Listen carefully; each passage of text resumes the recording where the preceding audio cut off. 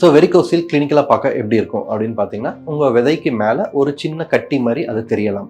அது உங்களுக்கே தெரியலாம், இல்லை டாக்டர்ஸ் எக்ஸாமின் பண்ணி பார்த்துட்டு உங்களுக்கு இந்த மாதிரி ஒரு கட்டி இருக்குது அப்படின்னு சொல்லலாம். ஸோ இதுக்கு நம்ம என்ன இன்வெஸ்டிகேஷன் பண்ணணும் அப்படின்னு பார்த்தீங்கன்னா, ஸ்க்ரோட்டல் டாப்லர், அதாவது டாப்லர் அல்ட்ராசவுண்ட் மூலமாக அந்த ரத்த நாளங்கள் வீங்கி இருக்கிறத நம்ம அப்ஜெக்டிவாக பார்க்கலாம். பார்த்துட்டு அதை கிரேடிங் ஆஃப் வெரிகோசில்னு சொல்லுவோம். 1, 2, 3, 4 எவ்வளோ சிவியராக அதை வீங்கி இருக்குன்ற பொறுத்த வரைக்கும் அது கிரேடிங் இருக்கும்.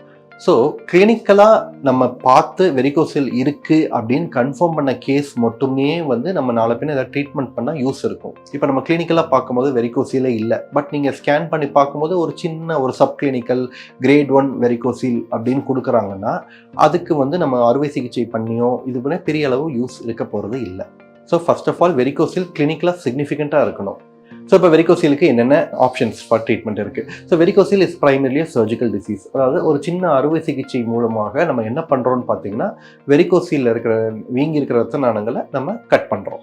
இதை கட் பண்ணுறதுனால அந்த டெம்பரேச்சர் ப்ரொடெக்டிவ் மெக்கானிசம் ரீஃபார்முலேட் ஆகி திரும்ப ஸ்பெர்மடோஜெனிசிஸ் பழையபடி போகிறதுக்கான வாய்ப்புகள் நிறைய இருக்குது. ஸோ இப்போ கரண்ட் கைட்லைன்ஸ் என்ன சஜஸ்ட் பண்ணுதுன்னு பார்த்தீங்கன்னா, உங்களுக்கு ஒரு ஹை கிரேட் வெரிகோசில் இருக்குது, உங்களுக்கு ஸ்பெர்ம் கவுண்ட் கம்மியாக இருக்குது, உங்களோட வைஃப் எவாலுவேஷன் அப்சல்யூட்லி நார்மலாக இருக்குது. இந்த மூணும் இருக்கும் பட்சத்தில் டெஃபினட்டாக உங்களுக்கு வெரிகோசில் சர்ஜரி உங்களுடைய ஸ்பெர்ம் கவுண்ட்டை கூட்டுறதுக்கான வாய்ப்புகள் மிக மிக மிக அதிகமாக இருக்குது. இப்போ யாருக்கெல்லாம் வெரிகோசில் சர்ஜரி பண்ண தேவையில்லை அப்படின்னு பார்த்தீங்கன்னா, கிளினிக்கலாக வெரிகோசிலே இல்லை, அல்ட்ராசவுண்டில் சப் கிளினிக்கல் கிரேட் 1ன்னு கொடுக்குறாங்க, இல்லை உங்களுக்கு ஏசு ஸ்பெர்ம் கம்ப்ளீட்டாக ஒரு ஸ்பெர்ம் கூட இல்லை அப்படின்ற பட்சத்தில் உங்களோட வெரிகோசில் சர்ஜரி உங்களுக்கு பெரிய அளவில் ஹெல்ப் பண்ண போகிறது கிடையாது. இப்போ நீங்கள் இன்ஃபர்டிலிட்டிக்கு எவாலுவேஷன் இருக்கீங்க, உங்களோட செமன் அனாலிசிஸில் ஸ்பெர்ம் இருக்குது ஆனால் கம்மியாக இருக்குது, அதாவது ஆலிகோ ஜூஸ்பெர்மியா அப்படின்னு சொல்லுவோம்.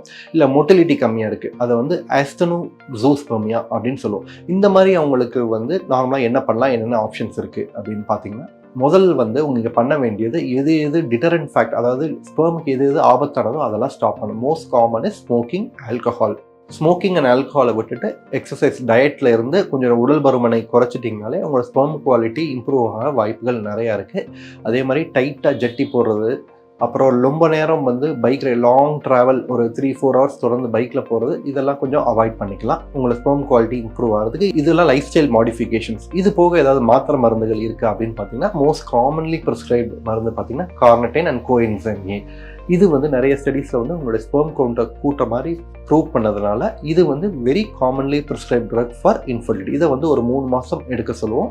பட் இது நீங்கள் ஸ்மோக் பண்ணீங்க, ட்ரிங்க் பண்ணீங்க, அதெல்லாம் பண்ணிவிட்டு நீங்கள் டேப்லெட் மட்டும் போட்டிங்கன்னா அது எந்த ஒரு யூஸும் இருக்க போகிறதில்ல. உங்களோட லைஃப் ஸ்டைல் மாடிஃபிகேஷனுக்கு ஒரு சப்ளிமெண்ட்டாக தான் இருக்கணுமே தவிர இது ஒரு சப்ஸ்டியூட்டாக இருக்கக்கூடாது. ஸோ டெஃபினெட்லி லைஃப் ஸ்டைல் மாடிஃபிகேஷனோட இந்த மாத்திரை எடுத்துக்கிட்டால் அவங்களுடைய ரிசல்ட்ஸ் பெட்டராக இருக்கும்.